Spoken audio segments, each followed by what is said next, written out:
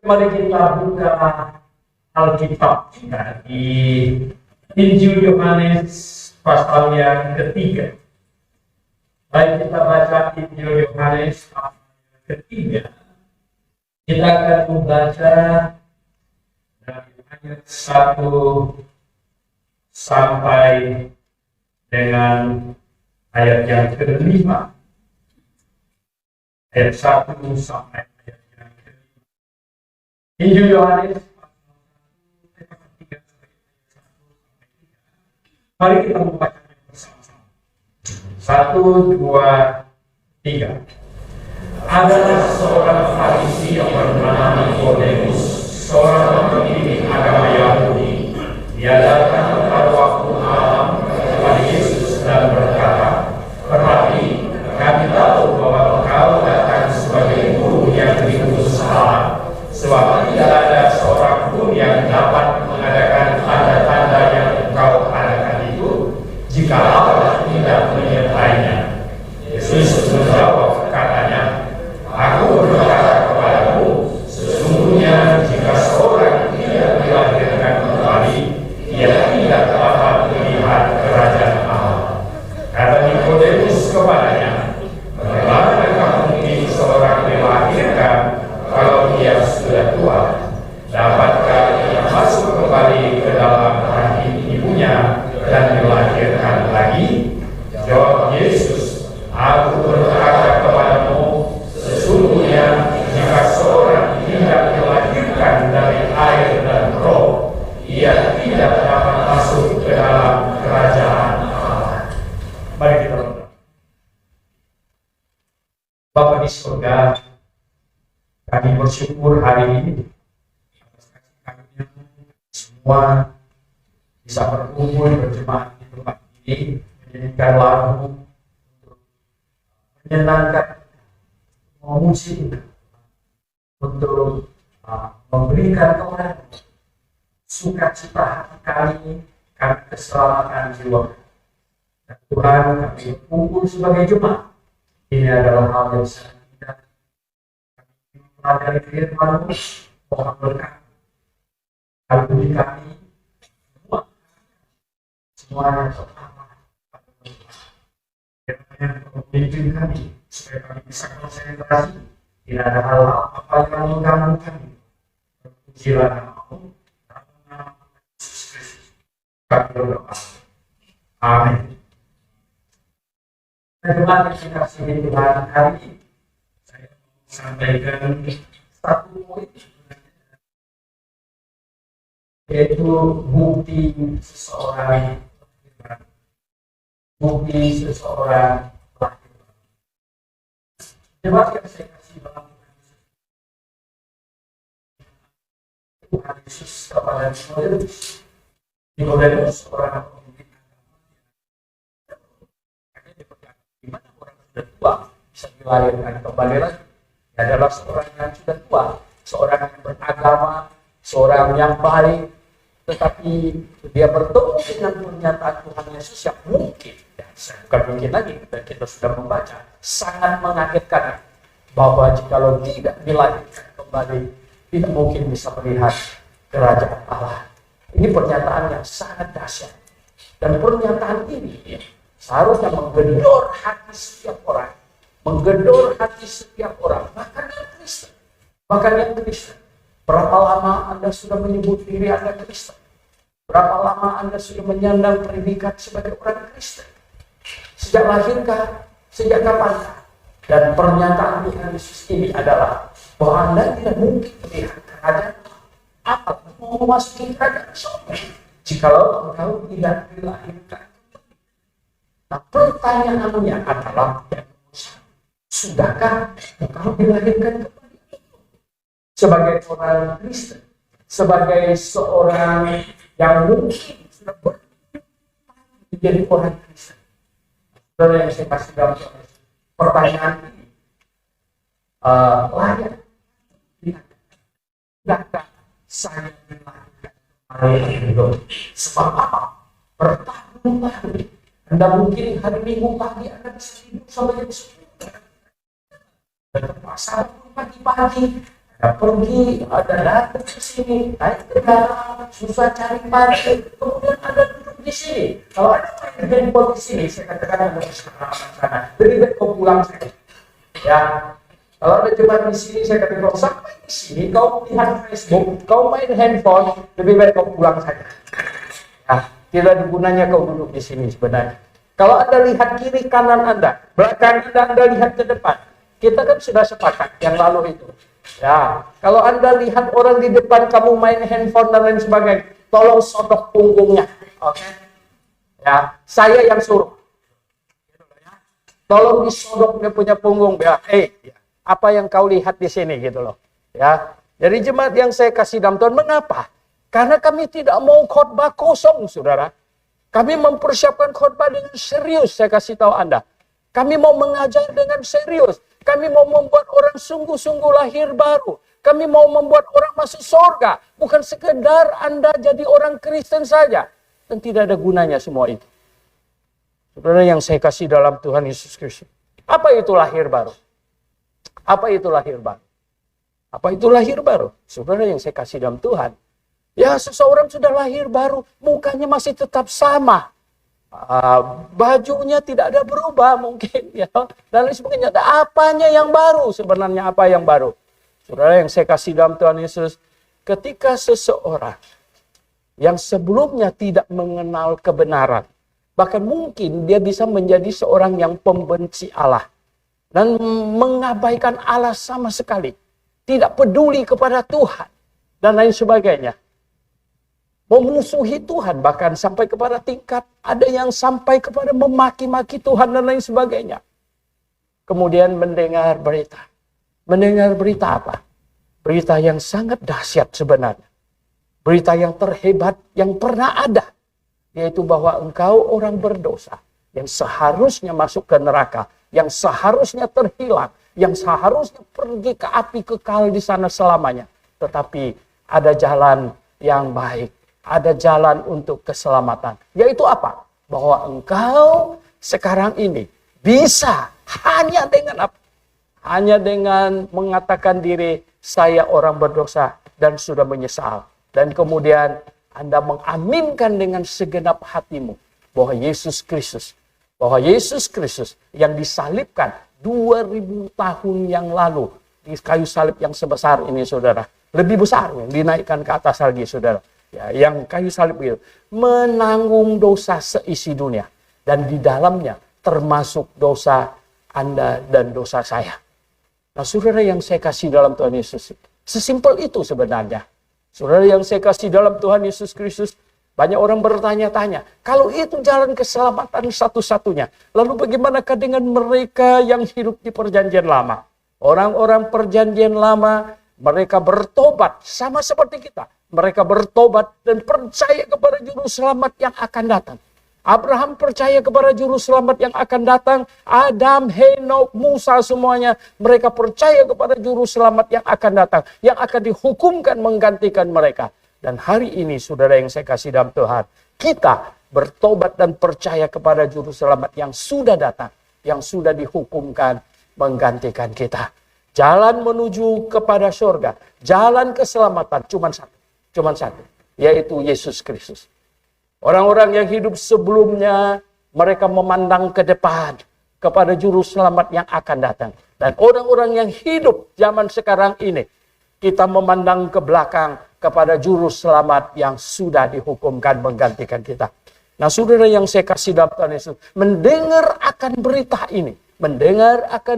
ini, dan menyambutnya, bahwa Yesus Kristus menggantikan engkau dihukumkan di atas kayu salib. Sebenarnya engkaulah yang harus dihukumkan. Sayalah yang harus dihukumkan. Dia yang tidak berdosa telah dibuat oleh Allah menjadi orang berdosa karena kita. Dia yang kudus, dia yang tidak berdosa telah dijadikan dosa karena kita. Dan dihukumkan di atas kayu salib. Mana ada yang lebih baik dari ini lagi? Dan kita tidak perlu lagi menanggung dosa. Dan kita hanya mengaminkan dengan segenap hati kita. Terima kasih Tuhan Yesus Kristus. Bahwa engkau dihukumkan di atas kayu salib menggantikan saya. Cuma itu sebenarnya. Saudara yang saya kasih dalam Tuhan Yesus. Ya. Tak perlu bayar mahal-mahal. Bahkan tak perlu isi formulir dan lain sebagainya, saudara. Dan ketika seseorang, Alkitab berkata, ketika seseorang percaya dengan segenapnya, di Roma pasal 10, coba Anda buka Roma pasal yang ke-10, saudara. Roma pasal yang ke-10. Roma pasal yang ke-10, ayat yang ke-10. Roma pasal 10 ayat yang ke-10. Roma 10 ayat yang ke-10, kita baca bersama-sama. 1, 2, 3. Karena dengan hati orang percaya dan dibenarkan, dan dengan mulut orang mengaku dan diselamatkan. Dengan hati orang percaya, dibenarkan, dan dengan mulut mengaku, diselamatkan. Saudara yang saya kasih dalam Tuhan Yesus, jadi urusan di dalam hati dulu. Di dalam hati percaya. Di dalam hati percaya. Percaya apa? Nomor 1, percaya bahwasanya orang berdosa. Kalau engkau tidak berdosa, kalau engkau tidak mengaku dirimu berdosa, engkau telah menjadikan Allah pendusta. Mengapa? Karena Alkitab, Allah menyatakan engkau berdosa dan engkau tidak mau mengaku dirimu berdosa, engkau telah menjadikan Allah itu pendusta. Sebenarnya. Tetapi kalau saya mengaku bahwa ya betul saya orang berdosa dan mengaku dosa dengan sungguh hati, segenap hati mengaku saya orang berdosa, tak bisa ke sorga. Satu dosa cukup untuk masuk ke neraka. Satu saja. Dan saudara yang saya kasih dalam Tuhan Yesus, mengaku apa lagi? Percaya apa lagi? Percaya bahwa Yesus dihukumkan di atas kayu salib menggantikan saya. Percaya Yesus Kristus dihukumkan di atas kayu salib menggantikan kamu. Anda percaya itu? Anda mengaminkan itu dengan segenap hatimu. Mengaminkan dengan segenap hatimu bahwa Yesus Kristus dihukumkan di atas kayu salib menggantikan kamu. Akhirnya saudara yang saya kasih dalam Tuhan Yesus Kristus, terjadilah sebuah transaksi yang luar biasa. Transaksi rohani saudara yang luar biasa. Transaksi rohani apa? Bahwa Yesus Kristus mengambil alih posisi kamu dan dihukumkan di atas kayu salib dan memberikan kepada kamu posisinya yang adalah orang kudus. Sehingga apa? Dia menjadi orang berdosa dihukumkan dan kamu menjadi orang kudus karena percaya kepadanya. Dan menjadi anak Allah juga. Oh saudara yang saya kasih dalam Tuhan Yesus. Nah inilah yang baru saudara. Dilahirkan kembali, dilahirkan baru. Terjadi satu perubahan pikiran, saudara. Perubahan pikiran. Di dalam Roma pasal 12 ayat 2 bilang, terjadi pembaharuan budimu. Terjadi pembaharuan pikiran. Pembaharuan budi. Bahwa engkau sekarang sudah mengaku diri orang yang berdosa. Dan mengaminkan Yesus dihukumkan bagimu. Dan sekarang kamu menjadi orang kudus karena iman kepada Yesus Kristus. Dan kamu menjadi orang yang benar-benar hidup di dalam Yesus sekarang ini. Anak Allah. Luar biasa saudara yang saya kasih nanti. Memang tidak ada perubahan wajah. Tidak ada perubahan body dan lain sebagainya. Tetapi terjadi pembaharuan budi pekerti. Terjadi pembaharuan pikiran. Dan terjadi pembaharuan hati. Di dalam Efesus pasal 1 ayat 13 dikatakan bahwa karena dengan percayalah maka kita dimeteraikan dengan Roh Kudus. Roh Kudus masuk ke dalam hati kita. Maka Roh yang kudus masuk ke dalam hati kita. Kita menjadi orang kudus dengan hati yang baru. Hati yang baru saudara. Hati yang baru. Apa yang baru? Dilahirkan kembali. Dilahirkan baru. Apa yang baru saudara? Muka tidak baru. Body tidak baru. Tapi sekarang pikiran yang baru saudara. Dengan pikiran yang baru. Dan dengan hati yang baru. Roh yang baru. Roh masuk. Roh Allah yang kudus masuk ke dalam hati kita. Itulah yang baru saudara. Itu yang baru. Oh, jemaat yang saya kasih dalam Tuhan Yesus Kristus. Sudahkah itu terjadi kepadamu atau tidak? Sudahkah itu terjadi padamu atau tidak? Ini satu pertanyaan yang perlu dijawab oleh tiap-tiap orang di sini, saudara. Tiap-tiap orang. Oh, saudara yang saya kasih dalam Tuhan Yesus. beberapa minggu ini, ya, terus terang saya dalam kesedihan. Dalam kesedihan karena ada banyak berita yang saya dengar yang tidak begitu bagus-bagus. Saudara yang saya kasih dalam Tuhan, saya berkata kepada gembala yang lain, Stephen Andrew. Saya berkata apa? Saya bilang, Papa sangat khawatir kepada generasi kedua dari Grafik. Generasi kedua. Mengapa? Generasi pertama datang ke sini. Mereka ada banyak yang syok kebenaran, saudara. Disyokkan oleh kebenaran. Karena mereka dari gereja yang salah dan lain sebagainya. Akhirnya, tahu kebenaran. Akhirnya datang. Nah, saudara yang saya kasih dalam Tuhan Yesus. Datang ke sini. Terus apa yang terjadi setelah datang ke sini, bawa anaknya yang masih sekolah minggu, ditenteng bawa ke sini, saudara. Anak minggu minggu datang ikut dan lain sebagainya. Oh, saudara yang saya kasih dalam Tuhan, kapan dia sungguh-sungguh lahir baru? Kapan dia sungguh-sungguh lahir baru? Saudara, kapan? Ya. Kapan dia sungguh-sungguh lahir baru? Oh, saudara yang saya kasih dalam Tuhan, kalau dia berkata, oke, saya sudah sungguh-sungguh lahir baru. Benarkah? Benarkah? Jangan sampai kita begitu yakin-yakin di sini, saudara. Tahu-tahu nanti kita tidak ketemunya di sorga. Dan di dunia bikin masalah. Saudara yang saya kasih dalam Tuhan Yesus Kristus. Wow, itulah sebabnya saya tidak berharap mereka yang usianya terlalu kecil maju ke depan di sini karena ikut-ikutan membuat pengakuan iman. Membuat pengakuan iman. Kita pikir ini sudah bisa bertanggung jawab atau belum?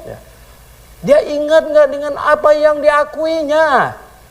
Dia betul-betul mengakuinya keluar dari dalam hatinya atau tidak? Atau hanya dihafal-hafal saja? Tidak jarang. Kalau ada yang datang ke sini maju lagi, saya tanya, disuruh suami muka, disuruh pacar muka, disuruh istri muka, ya, disuruh orang tua muka, atau siapa? Saudara yang saya kasih dalam Tuhan Yesus, kita mau seperti ayat firman Tuhan tadi berkata, ya, percaya di dalam hati dan dibenarkan, kemudian baru maju ke depan membuat pengakuan di mulut dan diselamatkan. Oh, saudara yang saya kasih dalam Tuhan Yesus Kristus, ya, lahir baru itu apa? Lahir baru itu adalah menerima apa yang diumumkan oleh Alkitab, apa yang diberitakan oleh Alkitab, bahwa ada keselamatan dari Allah bagi orang berdosa, dan keselamatan itu disambut dengan hati, diyakini di dalam hati, kemudian dalam pikiran berubah, dan kemudian diakui di mulut, saudara. Dan berdiri di depan ini membuat pengakuan di hadapan jemaat. Saudara yang saya kasih dalam Tuhan Yesus, kita harap, ya, itu betul-betul sudah dihayati. Nah, setelah di dalam hati, betul-betulkah itu sudah di dalam hati? Dan kemudian maju ke depan ini membuat pengakuan. So, pengakuan di mulut, saudara yang saya kasih dalam Tuhan. Baru saya dengar ada yang bilang, sudah mantap di hati Pak Suhento, tapi kalau maju ke di sini ini gugupan, orang saya ini orangnya gugupan gitu. Nanti ditanya ini itu dan lain sebagainya, gemetar tangannya, dingin sekali, saudara. Ya, tapi bagaimanapun juga, betul nggak ya toh? Nah, sebelum Anda maju ke depan di sini membuat pengakuan iman kamu kepada jemaat di sini, ya. Dengan demikian Anda baru, ya, memiliki wibawa, memiliki keyakinan di dalam diri kamu. Untuk apa? Nanti bisa berhadapan dengan orang luar. Apa yang kau percaya? Apa yang kau percaya? Hari Minggu kau bawa Alkitab, hari Minggu kau terlihat seperti necis sekali, bagus, sekarang menuju ke gereja. Apa yang kau percaya? Apa yang kau percaya? Saudara yang saya kasih dalam Tuhan Yesus Kristus, sungguhkah Anda mengakui imanmu di hadapan jemaat ini dengan sungguh-sungguh keluar dari dalam hatimu? Ini semua anggota jemaat yang sudah menjadi anggota jemaat ini sudah membuat pengakuan di depan di sini. Nah, kembali kita bertanya sekarang, ya, itu pengakuan gombal atau pengakuan beneran? Itu pengakuan apa? Pengakuan yang sungguhan, gitu. Keluar dari dalam hatimu, sesudah melalui sebuah perenungan, dan betul-betul yang sudah dicamkan dan sudah masuk ke dalam hati, dan betul itu keluar dari dalam hatimu. Atau Anda pikir, wah saya sudah cukup lama ada di sini, dan kemudian saya belum maju ini. Ya maju saja. Oh bukan begitu saudara yang saya kasih dalam Tuhan. Kita mau orang maju ke depan di sini membuat pengakuan. Adalah pengakuan yang sungguh-sungguh benar, saudara. Sungguh-sungguh keluar dalam hati. Dan di dalam pengakuan hari Minggu ini biasanya kita tanya, nah, oh, saya mengaku saya orang berdosa, saya sudah bertobat sungguh-sungguh, saya sudah percaya Yesus Kristus Juru Selamat saya, dan Yesus mati bagi saya, dan sekarang saya hidup bagi Yesus. Mau hidup bagi Yesus? Mau hidup bagi Yesus? Ya. Wow, ini janji loh di hadapan Tuhan, di hadapan Allah. Semua janji kita yang kita buat, ya semua janji kita yang kita buat, ya, di hadapan jemaat, di hadapan Allah, di hadapan jemaatnya itu, saudara, bukan sembarangan janji. Saya tidak mau orang sembarangan janji di hadapan Tuhan, saudara. Betul-betul Anda janji mau hidup bagi Tuhan. Hidup bagi Tuhan seperti apa? Hidup bagi Tuhan seperti apa? Oh, saudara yang saya kasih dalam Tuhan Yesus Kristus. Coba kita renungkan. Ya. Kita mau hidup bagi Tuhan seperti apa? Dalam hidup kita, berapa banyak kita memuliakan Tuhan dan berapa banyak kita mempermalukan Tuhan? Setiap kali seminar, orang bertanya, Pak Suwento, orang yang sudah lahir baru masih bisa berbuat dosa enggak? Oh ya masih. Selama kita tinggal di dalam daging, kita masih bisa berbuat dosa. Ya. Tetapi saudara yang saya kasih dalam Tuhan, ya, lebih banyak berbuat dosa atau lebih banyak memuliakan Tuhan? Bagaimana? Lebih banyak mempermalukan Tuhan atau lebih banyak memuliakan namanya? Kita sendiri menilai. Belum lagi hal-hal yang orang lain tidak tahu. Ya. Yang orang lain tidak tahu, yang kita sendiri tahu. Berapa banyak dalam hidup kita kita membuat Tuhan senang, bahagia. Dan Tuhan bisa berkata, oh anakku, luar biasa. Ya, luar biasa. Aku mati di atas kayu salib. Ya. Sakitku di atas kayu salib terobati, terhiburkan oleh Dia. Terhiburkan oleh Dia.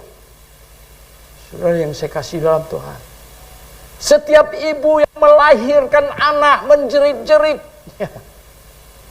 apalagi yang jadi dokter, yang sering lihat ibu-ibu melahirkan betapa susahnya. Tetapi ketika anaknya begitu menyenangkan, terobati sakitnya, betul nggak? Terobati. Saudara yang saya kasih dalam Tuhan Yesus Kristus, Anda tahu berapa sakitnya Tuhan Yesus di atas kayu salib? Anda tahu berapa sakitnya kepalanya ditaruh mahkota duri? Ini ada teman kita dari Filipina. Di Filipina tuh setiap hari Paskah itu ada yang disalib-salibkan, kalau salah itu ya. Mereka bikin disalib-salibkan. Yang lucu sekali tau nggak ya? Ada satu orang sedang disalibkan ya, dipukul oleh teman-temannya, kan suruh sandiwara saja. Temannya pukul terlalu keras, tau nggak? Kemudian dia balik, dia tendang-tendang mereka gitu. Saya nonton film itu sampai semua orang tertawa terbahak-bahak. Ternyata Yesusnya balik tendang-tendang mereka gitu. Oh saudara yang saya kasih dalam Tuhan, Yesus yang beneran tidak begitu saudara. Ya, Yesus yang beneran tidak begitu. Yesus yang beneran memakai mahkota duri. Wow ya. Cuman satu gambar yang saya dapat, gambar Tuhan Yesus di atas kayu salib yang enggak ada mukanya. Cuman satu bentuk body, kemudian merah dari kepala sampai ke kaki, merah total. Ya, cat merah total. Bener gitu. Itu yang bener. Anda bisa bayangkan dengan kepala ditancapin duri. Ya, darahnya mengalir meleleh ke bawah. Dan dengan tubuh yang dicambuk 40 kali. Masih adakah warna daging atau semuanya sudah berubah jadi merah? Saudara yang saya kasih dalam Tuhan Yesus Kristus. Berapa menderita Tuhan Yesus. Dan terobatikah penderitaan Tuhan Yesus Kristus dengan keberadaanmu, dengan keberadaan kita? Terobati tidak? Saudara yang saya kasih dalam Tuhan. Ya, coba bayangkan, terobati tidak? Ya. Kalau dia mendapatkan anak yang begitu baik, ya, maka itu ketika Petrus mau disalibkan di kota Roma ini menurut cerita tradisi. Petrus berkata bahwa aku tidak layak untuk disalibkan seperti Tuhan saya. Dan mereka memaksa dia harus disalibkan karena dia memberitakan juru selamat yang disalibkan. Dan finalnya ketika mereka memaku dia bilang dia di kepala sebelah bawah saja. Dia kepala sebelah bawah saja. Oh saudara yang saya kasih dalam Tuhan Yesus Kristus. Tuhan di sorga melihat. Tuhan melihat. Ya penderitaannya di atas kayu salib. Ya, terobati. Dengan imannya Petrus. Dan dengan tekadnya. Dengan janji setianya. Dengan keseriusannya menjadi muridnya. Walaupun dia pernah menyangkalnya 3 kali dan itu sudah sangat disesalinya. Sangat amat disesalinya. Oleh sebab itu finalnya ketika dia mau disalibkan. Mustahil lagi dia bisa menyangkalnya. Kali ini salibkan aku dengan kepala sebelah bawah. Saudara yang saya kasih dalam Tuhan Yesus Kristus. Tuhan mengharapkan apa? Dengan dia tergantung di atas kayu salib. Kita berubah. Dia dapatkan Anda. Dia dapatkan kamu. Orang yang berubah total hidupnya. Orang yang berubah total. Oh saudara yang saya kasih dalam Tuhan Yesus Kristus. Sungguh saudara. Ini luar biasa saudara. Ini luar biasa. Anda menghayati kasih Tuhan yang sedemikian rupa. Anda menghayati kasih Tuhan yang sedemikian rupa. Oh atau biasa-biasa saja. Saya jadi orang Kristen. Karena dari kecil saya ditarik. Bapak saya dibangunkan dia. Ditepuk-tepuk. Dimandikan dia. Kemudian dibawa ke gereja. Sekarang. Mau jadi apa? Saudara yang saya kasih dalam Tuhan Yesus. Saudara. Saya kasih tahu kamu.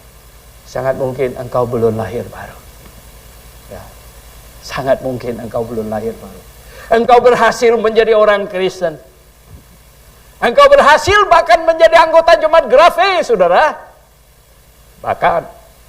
Anda berhasil maju ke depan dan membuat pengakuan iman. Ya. Anda berhasil. Anda berhasil. Saya membuat sebuah meme kecil. Ya.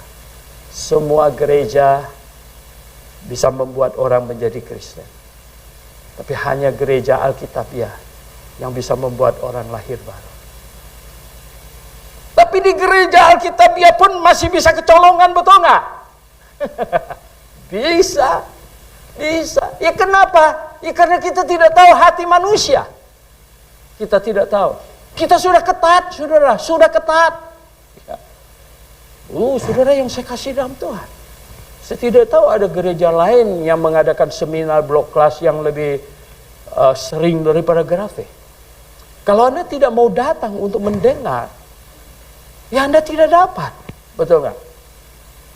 Nah sekarang kalau ada sebuah restoran masakannya super enak, super baik segala, Anda tidak datang untuk menikmatinya makan, Anda tidak dapat. Ya. Atau Anda datang duduk-duduk di meja di situ tapi tidak pesan, ya enggak? Ya tidak makan. Anda sudah pesan tapi Anda ngobrol, Anda tidak ambil sendok, masukkan ke mulutmu, tetap Anda lapar. Ya, saudara yang saya kasih dalam Tuhan. Anda boleh datang duduk di sini, duduk manis, ya loh, duduk baik. Tapi kalau nanti ya, kalau saya tidak dapatkan Anda di surga, lalu Anda di neraka, saya akan bilang, Tuhan, Ya. Saya sudah melakukan apa yang patut dilakukan. Saya sudah berjuang, sudah berusaha sedemikian rupa. Tahukah jemaat yang saya kasih dalam Tuhan? Saya pergi blok kelas seminar ke tempat berbagai, baru pulang dari Manado, Sanger, ya, pergi lagi ke Kalimantan, tanggal 27 mau pergi lagi ke Kupang, Soe, Sabu, selamatkan orang lain. Jemaat saya sendiri nggak selamat, bagaimana saudara? Wah, itu akan celaka sekali. Betul nggak? Hah? Bagaimana? Oh, saya bilang, Tuhan, ya, kenapa begitu?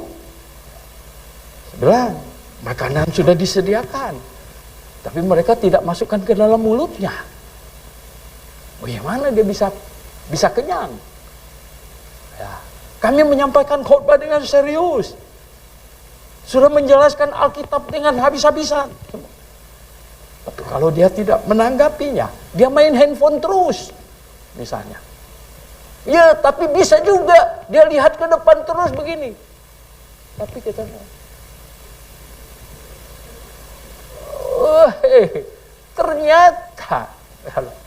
ternyata bayangkan, tidak ada gunanya semuanya itu. Saudara yang saya kasih.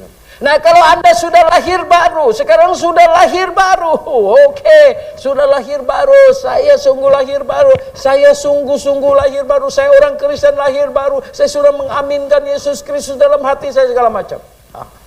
Tahu nggak, setiap kali saya seminar orang tanya kepada saya, Pak Suento, bagaimana dengan jikalau orang Kristen, dia berdosa ulang-ulang terus, apa masuk surga enggak? Masuk dong. Orang umum aja yang di luar sana, sepertinya mereka tidak bisa terima. Kalau mereka yang pegang kunci sorga, mereka nggak kasih masuk yang begitu. Betul nggak? Nggak kasih masuk. Saudara yang saya kasih dalam Tuhan, orang luar saja berpikir ini nggak masuk ini. Nggak masuk. Saya sering berkata, kalau dia lahir baru masuk. Dan apa buktinya dia lahir baru? Ya memang susah dibuktikan, ya.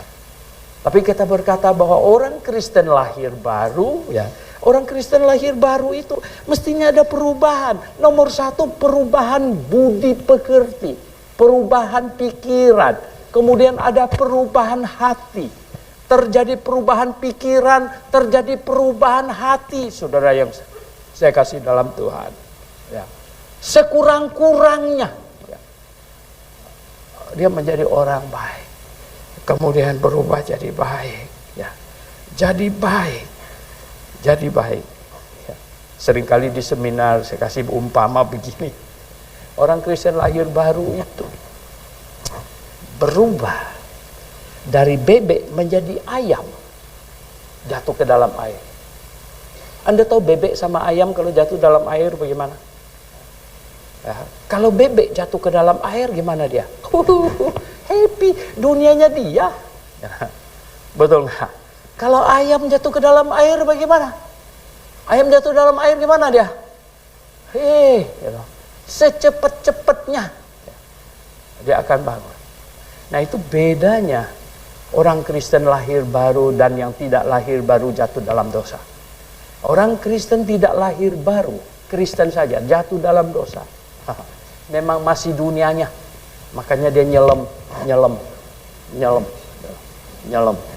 Tapi orang Kristen yang sudah lahir baru jatuh dalam dosa, enggak enak saudara, enggak enak. Bagaimana ini? Bagaimana? Ya, enggak ada orang yang tahu, tapi yang di atas sana tahu. Di atas sana tahu. Ya, kadang-kadang sudah sembunyi pun masih ada orang tahu, betul nggak? Bagaimana? Ya, sudah sembunyi masih ada orang tahu. Apalagi nggak sembunyi, ya, lebih banyak orang tahu lagi. Saudara yang saya kasih dalam Tuhan Yesus, apa beda orang Kristen lahir baru dan orang Kristen yang tidak lahir baru jatuh dalam dosa? Masih sama-sama bisa jatuh dalam dosa. Nah, karena orang Kristen lahir baru jatuh dalam dosa, ada kesusahan di dalam hatinya. Dia tidak mungkin tenang, dia tidak mungkin menikmati dosa itu. Ya, tidak ada kebahagiaan di dalam dosa itu. Tidak ada nikmat, tidak ada kebahagiaan di dalamnya. Dan itu yang akan menyebabkan dia, aduh, bagaimana bisa dengan happy, dengan senang mengulangi hal itu. Saudara yang saya kasih dalam Tuhan Yesus Kristus. Dan satu tanda lagi. Orang Kristen lahir baru, kalau berbuat dosa bikin malu Tuhan. Bikin malu Tuhan. Di dalam Ibrani 12 ayat 7 dan 8 di situ ada berkata-kata, jikalau engkau anak, ya, engkau pasti dihajar oleh bapakmu. Tapi kalau orang lain gimana mau hajar, betul nggak? Itu nanti bisa urusan dengan polisi. Ya, hajar anak orang lain, ya. Dia lapor polisi. Tapi anak sendiri dihajar. Kalau anak orang lain dibiarin aja, dibiarin aja. Jadi, saudara yang saya kasih dalam Tuhan Yesus, bisa nggak kita simpulkan begini? Bisa nggak kita simpulkan? Ya, kalau ada seseorang ngaku-ngaku lahir baru, dia berdosa ulang, dan Tuhan nggak tempeleng dia. Tuhan nggak tempeleng dia. Apa buktinya? Apa tandanya ini? Apa tandanya? Ini orang Kristen. Ya, dia ulang-ulang berbuat dosa, bikin malu Tuhan. Tuhan nggak tempeleng dia. Bisa disimpulkan apa? Dia sebenarnya bisa jadi belum lahir baru. Karena dia belum anak Tuhan. Dia belum anak Tuhan, jadi diapain? Ya udah dibiarin aja. Tapi kalau dia anak Tuhan, Tuhan tempeleng. Tuhan tempeleng. Betul nggak? Tuhan tempeleng. Ya. Banyak orang tanya sama saya, Pak, kenapa Tuhan boleh bawa bangsa Yahudi keluar dari Mesir? Orang-orang Kanaan disuruh basmi ini, basmi itu. Jericho jangan sisa satu pun, termasuk bayi. Saya bilang, kamu baca di dalam Kejadian 15. Apa kata Tuhan kepada Abraham? Keturunanmu akan diasingkan nanti sampai kedurjanaan orang Amori genap, baru dibawa pulang untuk sikat mereka. Tapi ketika bangsa Yahudi salah, diapain nggak? Disikat, tempeleng, ya, ditempeleng. 70 tahun jadi budak kembali. Waduh. Yang paling seru nonton film yang saya suka itu Ben-Hur. Siapa pernah nonton film Ben-Hur? Film Ben-Hur itulah di mana muka Tuhan Yesus nggak kelihatan. Ya. Nggak kelihatan punya. Film Ben-Hur itu ya. Tahu nggak? Orang Yahudi dibawa dari pembuangan. Itu ditarik untuk jadi budak. Itu diikat. Jarak semeter lebih satu gitu diikat. Jadi 200 orang diikat pakai tali, ditarik pakai kuda. Kalau kau jatuh sendiri, ya ditarik juga, ditarik terus jadi budak. Lari 20 km lumayan ya, ditarik begitu. Ketika bangsa Yahudi bersalah kepada Tuhan, bikin malu Tuhan, Tuhan tempeleng. Ya betul lah ya. Kalau anak kita bersalah, kita tempeleng. Anak orang lain bersalah, kita paling ketawain aja. Anak kurang ajar, ya toh. Apaan ya toh? Gimana perasaan bapaknya nih punya anak macam begini? Ya kalau kita tempeleng kan dia loh, jadi masalah besar. Ya toh. Tapi kalau anak kita sendiri, kita bilang, hei kawi ini. Ya toh. Nah sekarang kalau kau bersalah, kalau kau ulang-ulang berbuat dosa dan Tuhan tidak tempeleng kamu, saya kasih tahu Anda, ya, ada baiknya Anda merenung. Apa yang direnungkan? Saya sudah lahir baru atau belum? Saya sudah lahir baru atau belum? Kenapa Tuhan belum tempeleng saya ya? Kenapa ya? Kok Tuhan belum tempeleng saya ya? Bisa-bisa saya belum anaknya. Saudara yang saya kasih dalam Tuhan.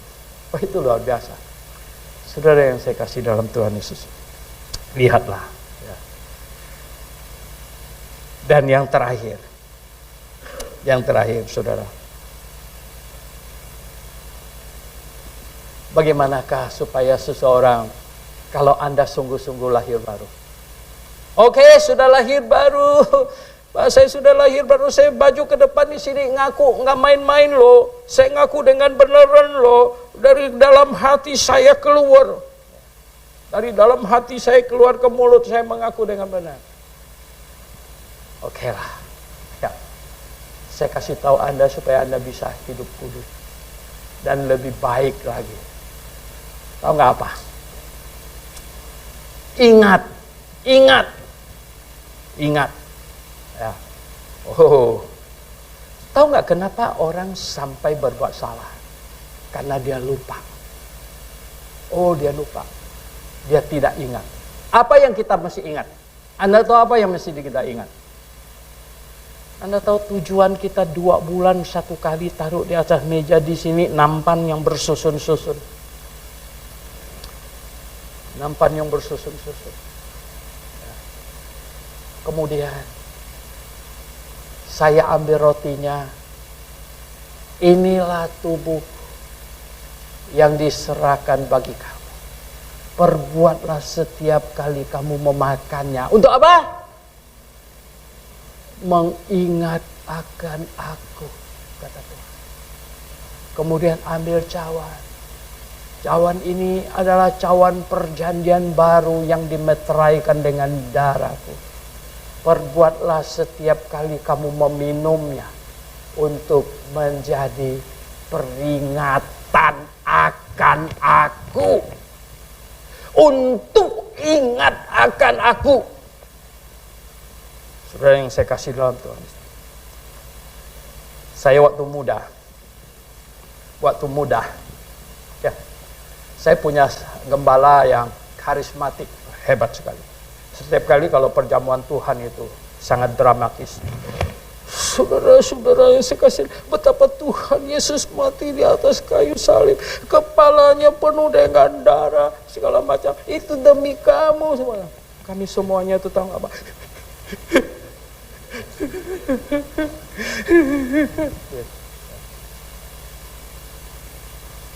Tapi itu bagus. Ya. Dan sebenarnya itu yang memang kita perlu lakukan setiap kali kita perjamuan Tuhan, betul nggak? Untuk apa itu tujuannya? Untuk mengingat kepada Tuhan. Mengingat kepada Tuhan. Tuhan kita. Ingat apanya? Ingat apanya? Oh, ingat 5 roti, 2 ikan, makan kenyang pulang. Bukan. Inilah tubuhku yang diserahkan bagi kamu. Dipecah-pecah. Inilah darahku yang tercurah karena kamu. Ingat apa?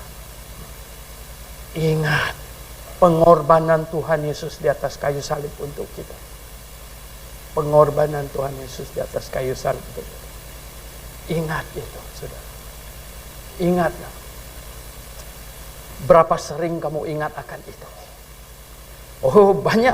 Hampir setiap seminar di doktrin gereja orang. Berapa sering Pak Soeharto kita bikin perjamuan Tuhan? Saya bilang, di Alkitab tidak ada tulis berapa sering. Ya gereja masing-masing silakan voting, silakan putuskan. Kami putuskan setiap minggu pertama bulan ganjil. Oke, kami mengingat pengorbanan Tuhan Yesus di atas kayu salib untuk menanggung semua dosa. Mengingat itu. Dan karena mengingat-ingat itulah akan membuat kita, kalau kau mau berbuat dosa, kau ingat, ini nggak main-main ini ya. Tuhan mati di atas kayu salib untuk saya. Apakah saya dengan begitu gampangnya, begitu cepatnya, begitu santainya berbuat dosa? Oh tidak. Oh tidak. Saudara yang saya kasih dalam Tuhan Yesus. Ingat baik-baik. Ingat baik-baik. Oh itu tidak main-main, saudara. Tidak main-main, saya kasih tahu. Oh saudara yang saya kasih dalam Tuhan Yesus. Ada satu lagi. Saya ajar kepada mahasiswa. Saya bilang, supaya tiap-tiap hari kamu bisa hidup bagi Tuhan dengan baik. Kamu tahu nggak? Hal yang sangat gampang. Sangat gampang. Sangat gampang. Dan semua orang bisa lakukan itu. Adalah ketika kamu buka mata pagi hari. Mungkin masih baring. Hal pertama yang kau harus katakan itu apa? Terima kasih Tuhan Yesus. Engkau dihukumkan di atas kayu salib, mati bagiku. Dan aku hidup bagimu. Dan hari ini aku mau hidup bagimu. Hari ini. Mungkin kamu baru buka mata lagi pengen, Tuhan Yesus, terima kasih. Ya. Engkau mati bagiku, aku mau hidup bagimu. Oh Tuhan, thank you Lord, thank you Lord. Engkau mati bagiku, dan aku mau hidup bagimu. Bisa kau lakukan setiap pagi? Setiap pagi. Ya. Hanya beberapa detik, saudara. Beberapa detik. Simple. Beberapa detik. Ya. Bahkan tak perlu kau doa panjang-panjang. Doa dari RT sampai presiden, pemilu, mencakup semua ekonomi, sampai segala macam. No. Ya. Kau cuma bangun pagi. Saya sering kali mengajarkan hal yang praktis-praktis saja. Ya, praktis-praktis saja, saudara. Bangun pagi, ya, buka mata. Nomor 1 yang kau bilang, Tuhan, terima kasih. Engkau dihukumkan bagiku di atas kayu salib, menanggung semua dosaku. Dan hari ini, hari baru, aku mau hidup bagimu. Aku mau hidup bagimu. Simple betul? Simple. Praktis. Dan kita baca ayat terakhir. Kita tutup. 1 Korintus 16 ayat 22. Kalau Anda belum lahir baru, Anda usah baca ayat nih. Ya. Tapi kalau Anda sudah lahir baru, ayo kita baca. 1 Korintus 16 ayat 22. Kalau Anda belum lahir baru, Anda usah baca. Tapi kalau kau sudah lahir baru, ayo kita baca. Dan camkan ayat ini baik-baik. Jangan main-main. Camkan ayat ini baik-baik. 1 Korintus 16 ayat 22. 1, 2, 3. Siapa yang tidak mengasihi Tuhan, terkutuklah ia. Maranatha. Cukup keras. Siapa yang tidak mengasihi Tuhan, apa? Terkutuklah dia. Maranatha. Ya. Kita berdoa.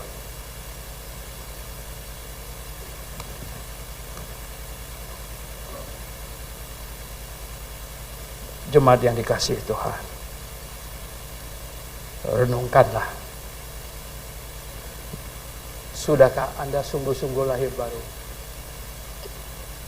Sudahkah? Kalau sudah lahir baru, sungguh-sungguhkah Anda meresapi dalam hidupmu? Sungguh-sungguh Anda meyakini sampai ke dalam hatimu, Yesus dihukumkan menggantikanmu, dan engkau hidup baginya. Engkau hidup baginya. Tukar.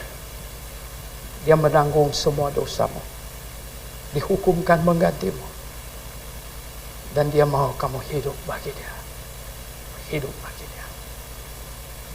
Hal sangat simpel. Sangat simpel. Maukah engkau berjanji melatih diri setiap bangun pagi? Kau hanya perlu mengucap syukur kepada Tuhan. Berterima kasih kepadanya.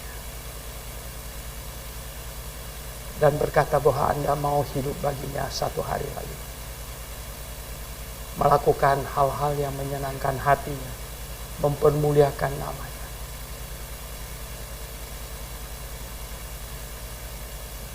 Bapa di surga,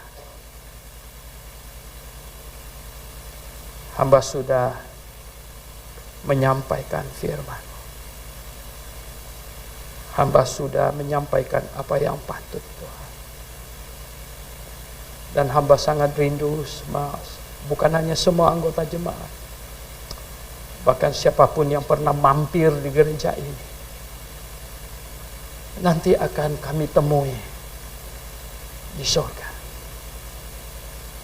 Tidak ada yang tercecer, tidak ada. Tuhan, itulah harapan kami. Tidak ada yang tercecer. Dan Tuhan tolonglah. Tuhan sungguh tolonglah. Biar di dalam perjalanan rohani kami mungkin bisa jatuh. Tapi biarlah kami bangun, Tuhan. Dan menyesalinya amat sangat. Dan berjanji akan lebih baik lagi. Akan lebih baik lagi. Lebih mengasihimu lagi. Tuhan, tolonglah. Pimpin jemaatmu, Tuhan. Yang Kau percayakan kepada kami. Tuhan, kiranya Engkau dipermuliakan di dalam hidup kami semua. Anak-anak-Mu yang terkumpul dalam jemaat di sini. Terpujilah nama-Mu, Tuhan. Terpujilah nama-Mu. Dalam nama Tuhan Yesus Kristus kami berdoa.